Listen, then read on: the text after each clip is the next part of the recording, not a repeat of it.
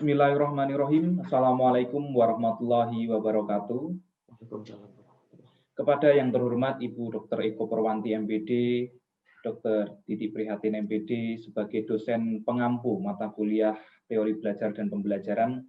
Perkenalkan, saya Ali Mustafa dan rekan saya Denta Septian. Kami adalah mahasiswa pengembang kurikulum Universitas Negeri Semarang.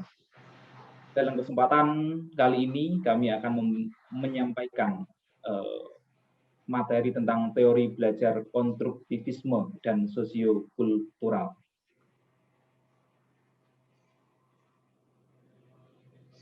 Di abad 21 ini, teori yang paling gentol diperbincangkan dan sisi manusia yang paling banyak dibicarakan adalah berkaitan dengan perkembangan kognitif. Ada dua teori besar perkembangan kognitif yang sangat populer, yaitu teori konstruktivisme oleh Jean Piaget dan teori sosiokultural oleh Lev Simonovic Vygotsky. Nah, kedua tokoh tersebut merupakan tokoh perkembangan kognitif. Nah, di sini saya akan membawakan tentang teori konstruktivisme dan nanti akan dilanjutkan oleh rekan saya berkaitan dengan teori sosiokultural. Nah, hakikat teori belajar konstruktivisme. Hakikatnya adalah pembelajaran yang bersifat generatif, di mana tindakan itu mencipta sesuatu makna dari apa yang dipelajari. Nah, konsep umumnya adalah pelajar aktif membina pengetahuan berdasarkan pengalaman. Jadi dalam teori konstruktivisme itu yang paling terpenting adalah pengalaman. Yang kedua, pelajar harus membina pengetahuan mereka sendiri. Yang ketiga, pelajar melalui proses saling mengaitkan antara pembelajaran. Jadi pelajaran awal dan pelajaran yang selanjutnya itu dikaitkan. Nah, pelajar membina pengetahuan dengan cara membandingkan informasi baru dengan pemahamannya yang sudah ada. Nah, yang terakhir adalah konsep umumnya, bahan pengajaran perlu mempunyai kaitannya dengan pengalaman pelajaran untuk menarik minat pelajar. Itu adalah konsep umum dari teori konstruktivisme. Nah, sedangkan prinsip-prinsip konstruktivisme itu bahwasanya yang pertama, pengetahuan itu dibangun oleh siswa sendiri. Ya. Terus yang kedua, pengetahuan tidak dapat dipindahkan dari guru ke murid, kecuali hanya dengan keaktifan murid sendiri untuk menalar. Jadi di sini adalah keaktifan murid itu sangat penting dan sangat diutamakan. Yang ketiga, murid aktif mengkonstruksi secara terus-menerus sehingga selalu terjadi perubahan konsep ilmiah di dalam kognitifnya. Nah, posisi guru itu sekedar membantu menyediakan saran dan situasi agar proses konstruksi pengetahuan berjalan dengan lancar. Dan yang terakhir prinsipnya adalah menghadapkan masalah yang relevan dengan siswa. Sehingga pengalaman-pengalaman yang sudah terjadi, yang sudah dialami siswa harus relevan.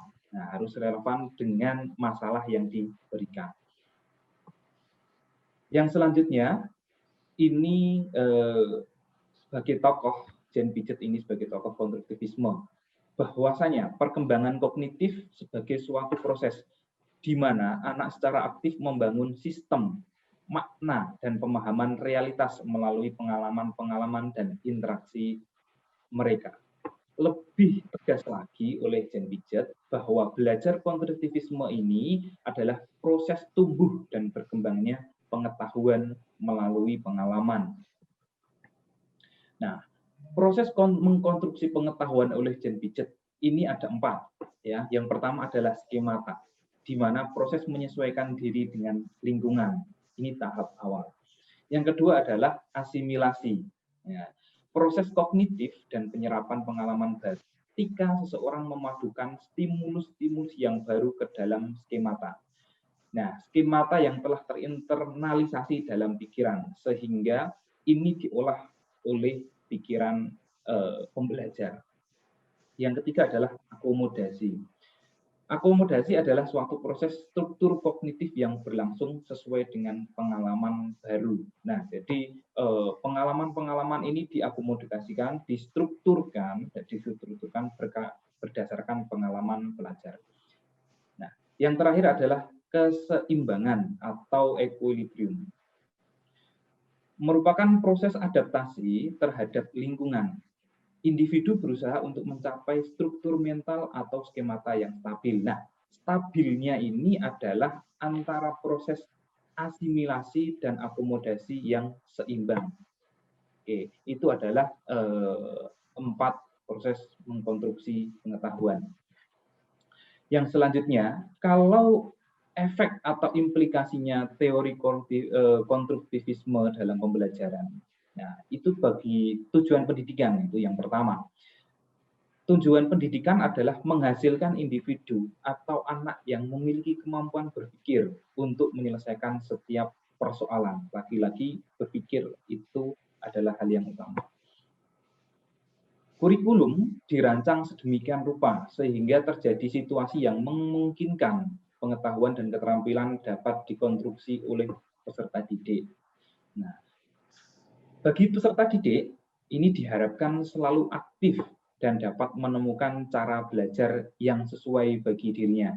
Sedangkan bagi pendidik, berfungsi sebagai mediator, fasilitator, dan teman yang membuat situasi yang kondusif untuk terjadinya konstruksi pengetahuan pada diri peserta didik. Nah, ini implikasinya dalam proses pembelajaran.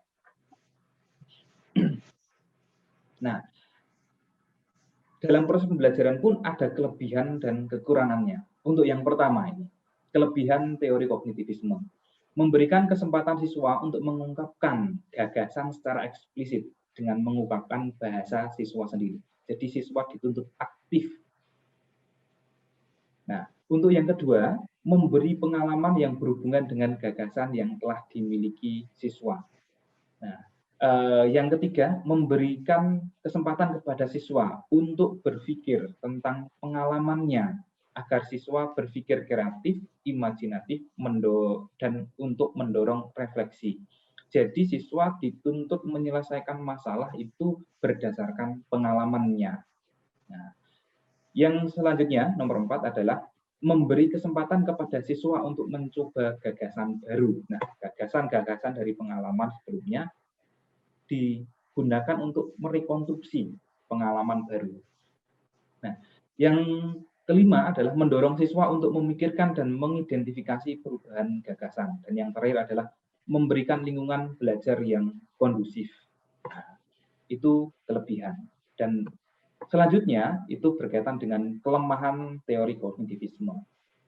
Nah, tidak jarang hasil konstruksi siswa ini tidak cocok dengan hasil konstruksi para ahli sehingga menyebabkan miskonsepsi. Nah, hal ini terjadi karena pengalaman siswa itu bermacam-macam dan ini menjadi suatu yang perlu diatasi permasalahan. Yang kedua adalah karena siswa membangun pengetahuannya sendiri akan membutuhkan waktu yang lama dan setiap siswa memerlukan penanganan yang berbeda. Nah, ini akan menjadi masalah juga.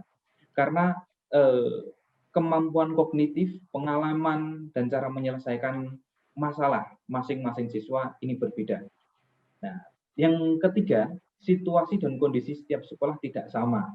Nah, karena tidak semua sekolah memiliki sarana prasarana yang dapat membantu keaktifan dan kreativitas siswa. Nah, itu kelemahan. Nah, dari beberapa paparan di atas dapat saya simpulkan ini bahwasanya perkembangan kognitif sebagai suatu proses di mana anak secara aktif membangun sistem makna dan pemahaman realitas melalui pengalaman dan inertrasi mereka. Sehingga belajar merupakan proses tumbuh dan berkembangnya pengetahuan melalui pengalaman. Jadi pengalaman adalah hal yang utama dan merekonstruksi pengalaman ke pengetahuan yang baru itu adalah hal yang utama. Nah, di mana peran guru dalam proses pembelajaran metode konstruktivisme ini adalah sebagai fasilitator dan moderator. Itu berkaitan dengan teori konstruktivisme dari saya yang dapat saya sampaikan. Setelah ini akan ada yang menyampaikan berkaitan dengan teori sosiokultural yang akan disampaikan oleh Denta Septian. Kepada Denta Septian untuk menyampaikan teori sosiokultural, saya persilahkan. Ya, terima kasih Mas Ali atas waktu yang diberikan kepada saya dan penjelasannya yang sebelumnya yang luar biasa. Selanjutnya saya akan menjelaskan atau melanjutkan pemaparan presentasi dari kelompok kami tentang teori konstruktivisme dan sosiokultural. Saya akan menjelaskan tentang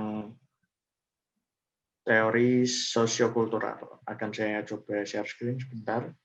Oke. Jadi saya akan melanjutkan tentang teori sosiokultural. Sebelumnya kita akan membahas tentang pengertian teori sosiokultural. Jadi ada dua tokoh di sini yang tadi sebelumnya sempat disinggung juga oleh Mas Ali Mustafa, yaitu Jean Piaget. Jean Piaget di sini berpendapat bahwa belajar ditentukan karena adanya karsa individu. Artinya pengetahuan berasal dari diri individu masing-masing. Kemudian siswa juga berinteraksi dengan lingkungan sosial atau teman sebayanya dibanding orang-orang yang lebih dewasa. Penentu utama terjadinya belajar adalah individu yang bersangkutan atau siswa itu sendiri, sedangkan lingkungan sosial menjadi faktor sekunder. Jean Piaget juga berpendapat bahwa keaktifan siswa menjadi penentu utama dan jaminan kesuksesan belajar, sedangkan penataan kondisi sosial atau lingkungan hanya sekedar memudahkan dalam pembelajaran. Jadi dari penjelasan sebelumnya tadi dari Mas Ali Mustafa juga, Jean Piaget ini berpendapat bahwa belajar itu pusatnya adalah dari diri individu masing-masing. Kemudian selanjutnya pengertian dari teori sosiokultural dari Vygotsky. Jadi setelah ini juga kita akan fokus pada tokoh Vygotsky yang mengembangkan teori sosiokultural ini. Menurut Vygotsky, perkembangan kognisi seorang anak dapat terjadi melalui kolaborasi antar anggota dari satu generasi keluarga dengan yang lainnya. Perkembangan anak terjadi dalam budaya dan terus berkembang sepanjang hidupnya dengan berkolaborasi dengan yang lain. Dari perspektif ini, para penganut aliran sosiokultural berpendapat bahwa sangatlah tidak mungkin menilai seorang tanpa mempertimbangkan orang-orang penting di lingkungannya. Kemudian Vygotsky juga berpendapat bahwa kondisi sosial sebagai tempat penyebaran dan pertukaran pengetahuan, keterampilan, dan nilai-nilai sosial budaya. Anak-anak memperoleh berbagai pengetahuan dan keterampilan melalui interaksi sehari-hari, baik dari lingkungan sekolah maupun lingkungan keluarganya secara aktif. Jadi ini cukup bertolak belakang dengan pendapat yang diutarakan Piaget. Jadi teori sosiokultural ini muncul atas dasar kritik dari tokoh Vygotsky terhadap teori yang dikembangkan oleh Piaget. Selanjutnya kita akan membahas tentang konsep teori sosiokultural. Teori belajar sosiokultural atau yang juga dikenal dengan teori belajar ko-konstruktivistik merupakan teori belajar yang titik utamanya adalah pada bagaimana seseorang belajar dengan bantuan orang lain dalam suatu zona keterbatasan dirinya, yaitu zona proximal development atau zona perkembangan proksimal, dan mediasi. Jadi di sini ada 3 konsep utama yang dikembangkan oleh Vygotsky terkait teori sosiokultural. Yang pertama, hukum genetik tentang perkembangan. Hukum genetik tentang perkembangan menurut Vygotsky tidak bisa dilihat dari fakta-fakta atau keterampilan-keterampilan. Namun lebih dari itu, perkembangan seseorang melewati 2 tataran. Tataran sosial, orang-orang yang membentuk lingkungan sosial atau dapat dikategorikan sebagai interpsikologis atau intermental, dan tataran sosial di dalam diri orang yang bersangkutan, atau dapat dikategorikan sebagai intra-psikologis atau intramental. Kemudian konsep yang kedua terkait zona perkembangan proksimal atau zona proximal development. Vygotsky mendefinisikan zona perkembangan proksimal sebagai jarak antara level perkembangan aktual seperti yang ditentukan untuk memecahkan masalah secara individu dan level perkembangan potensial seperti yang ditentukan lewat pemecahan permasalahan di bawah bimbingan orang dewasa atau dalam kolaborasi dengan teman sebaya yang lebih mampu. Jadi di sini titik beratnya belajar atau memperoleh pengetahuan yang lebih baik atau lebih banyak itu diperlukan orang lain atau orang dewasa yang lebih berpengalaman atau teman sebaya yang lebih mampu. Kemudian Vygotsky juga mengemukakan ada 4 tahapan terkait zona perkembangan proksimal yang terjadi dalam pembelajaran.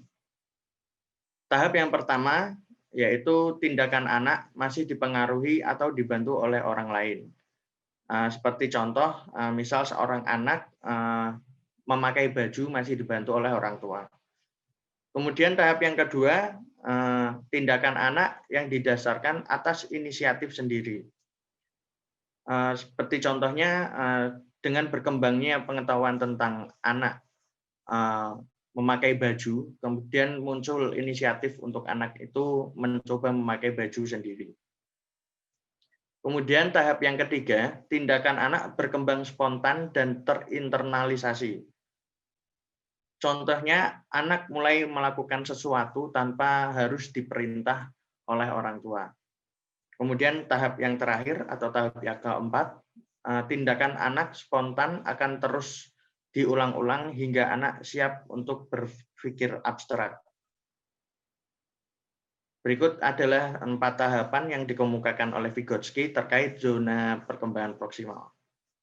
Pada 4 tahapan ini dapat disimpulkan bahwa seseorang akan dapat melakukan sesuatu yang sebelumnya tidak bisa dilakukan dengan bantuan yang diberikan oleh orang dewasa atau orang yang lebih kompeten di bidangnya. Jadi sempat saya singgung sebelumnya bahwa fokus dari zona perkembangan proksimal ini adalah belajar atau menuju pengetahuan yang lebih baik itu diperlukan bantuan oleh orang yang lebih kompeten.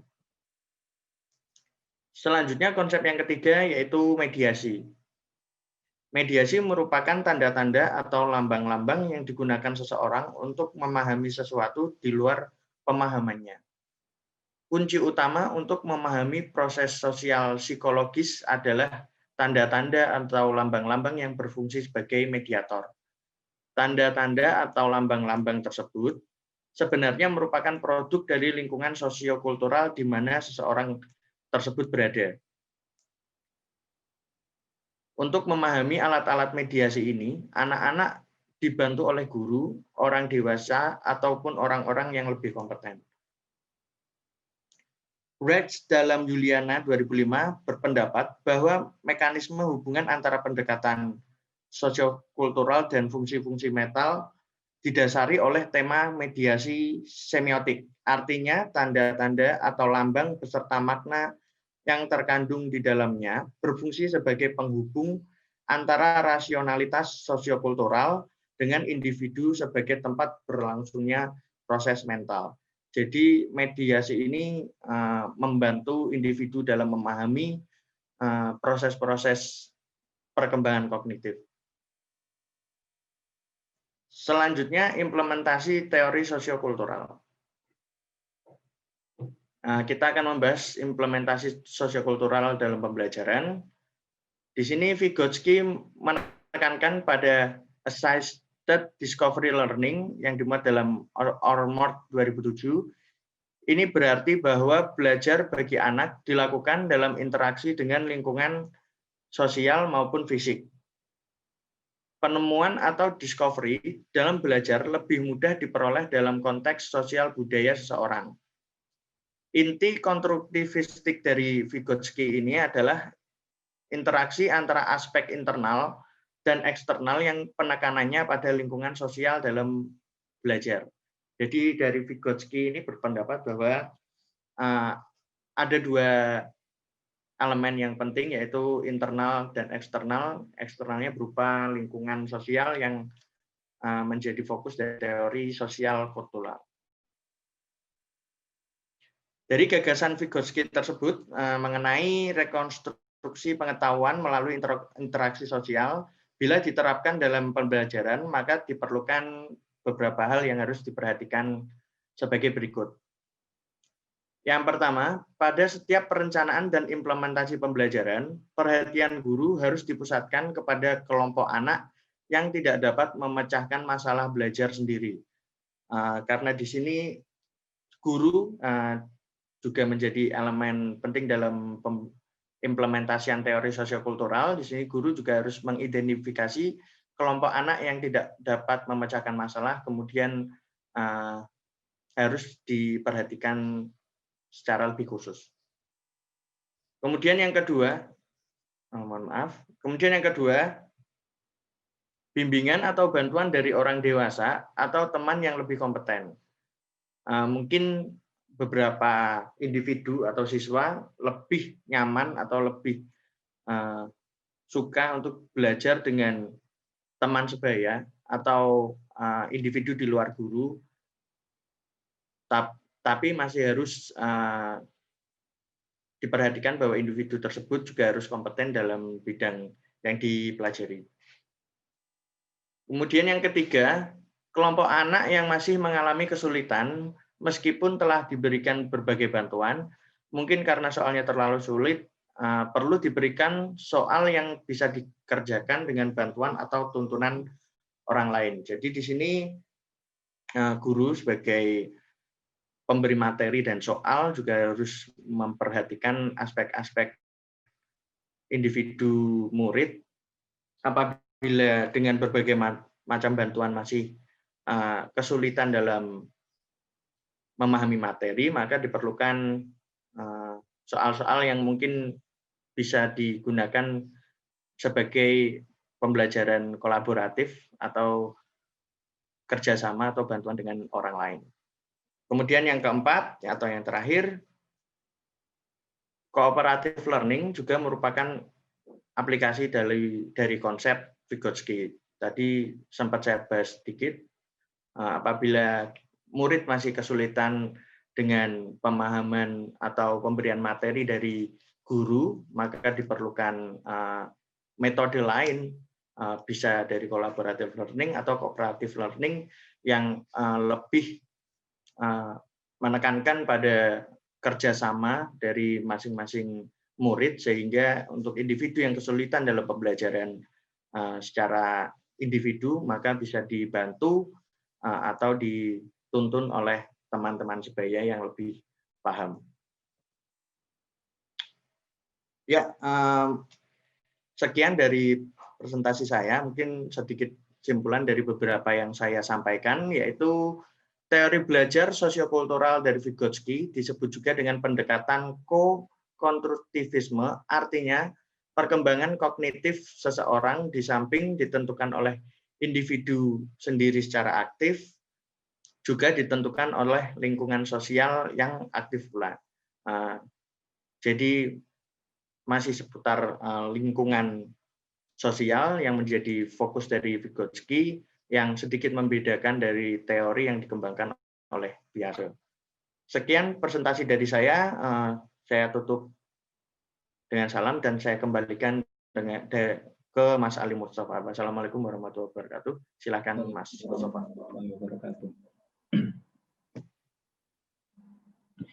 Oke, terima kasih sekali kepada Saudara Denta atas penjelasan dan pembawaan materinya berkaitan dengan teori sosiokultural dari Vygotsky. Demikian presentasi dari kami berkaitan dengan teori konstruktivisme dan teori sosiokultural. Apabila ada tutur kata yang kurang berkenan, kami mohon maaf dengan sebesar-besarnya. Kritik, saran bisa disampaikan di grup WhatsApp di e-learning Elena, e-learningnya Universitas Negeri Semarang, ataupun di kanal YouTube nanti video ini akan diupload. Sekian dari kami, saya tutup sebagai moderator presentasi untuk kali ini. Saya akhiri. Wabillahi taufiq wal hidayah. Assalamualaikum warahmatullahi wabarakatuh. Waalaikumsalam warahmatullahi wabarakatuh.